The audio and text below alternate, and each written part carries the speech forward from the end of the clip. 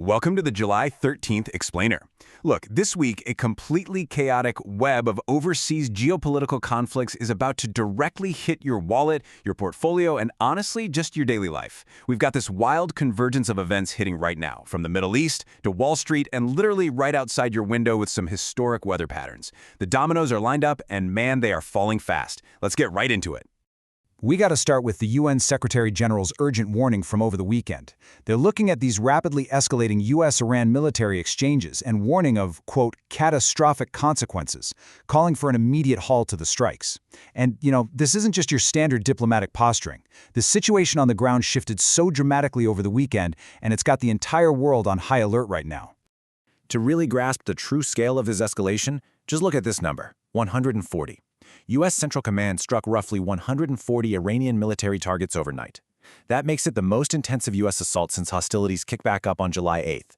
At the exact same time, Iran fired on Kuwaiti oil infrastructure and Qatar. But the absolute epicenter of global anxiety right now, it's all zeroed in on one very narrow, very critical waterway. So down on the ground, we're seeing a massive, direct contradiction regarding the Strait of Hormuz. On one hand, Iran's Revolutionary Guard is claiming the corridor is entirely shut down, but on the flip side, the U.S. Navy's Joint Maritime Information Center insists that the southern Oman-hugging route is still open for two-way traffic. And while nations like Oman, Qatar, and Pakistan are actively trying to mediate the situation, global shipping companies are just caught right in the middle of these totally conflicting reports.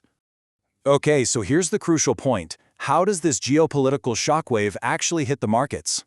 Well, energy analysts are waving a massive red flag here.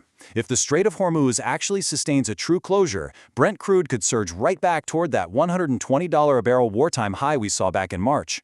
We're actually already seeing a sharp reversal of those recent easing trends in early Sunday trading, just as markets scramble to price in this risk.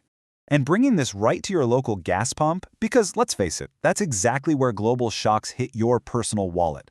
That crude spike threatens to completely erase months of progress. The national average was holding steady at $3.88, but analysts are warning this geopolitical disruption could easily push prices past $4.50 a gallon once again.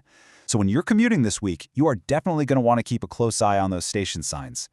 Now, despite this massive geopolitical overhang, the broader stock market is remaining surprisingly resilient. I mean, the S&P 500 just posted its fourth winning week in 5. You might be wondering why. Well, it's all about AI.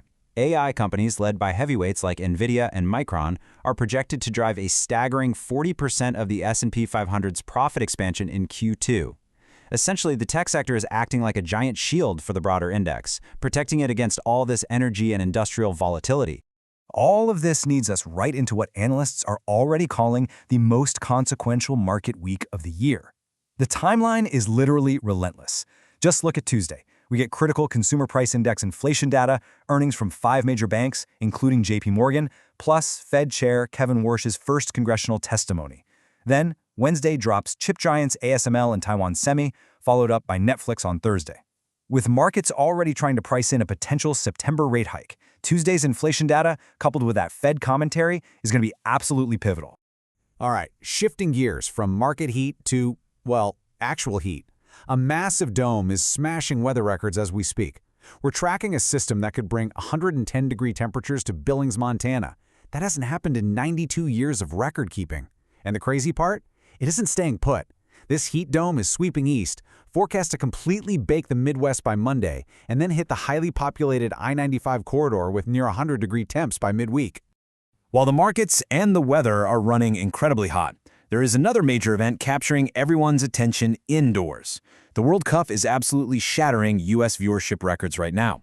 As we head into these blockbuster semifinals, the matchups are completely locked in. Tuesday afternoon in Dallas, we've got France taking on Spain, and then Wednesday in Atlanta, we get Jude Belling's England, who are coming fresh off that dramatic extra-time win, facing off against Julian Alvarez and the defending champs Argentina. And this brilliantly illustrates a totally fascinating shift in the entertainment industry happening right in front of us. Traditional networks like Fox and Telemundo are drawing these historic record-breaking live soccer audiences. Now contrast that with Netflix. Ahead of their Thursday earnings, their shares are actually down 22% for the year, and reports are coming out that they're exploring a pivot to live TV channels, just to combat flagging engagement metrics. The streaming giant is clearly seeing exactly where these massive, reliable live audiences are migrating. So as we wrap up this explainer, I really want you to consider how these converging global dominoes are going to dictate your plans for the days ahead. I mean, from those contradictory reports out of the Strait of Hormuz to the Federal Reserve's next move, all the way down to the historic heat in your own local forecast, we are entering a uniquely volatile week. The pieces are all in motion. So with global shocks, critical inflation data, and extreme weather all colliding at once, I'm going to leave you with this. How are you preparing for the volatility of the week ahead?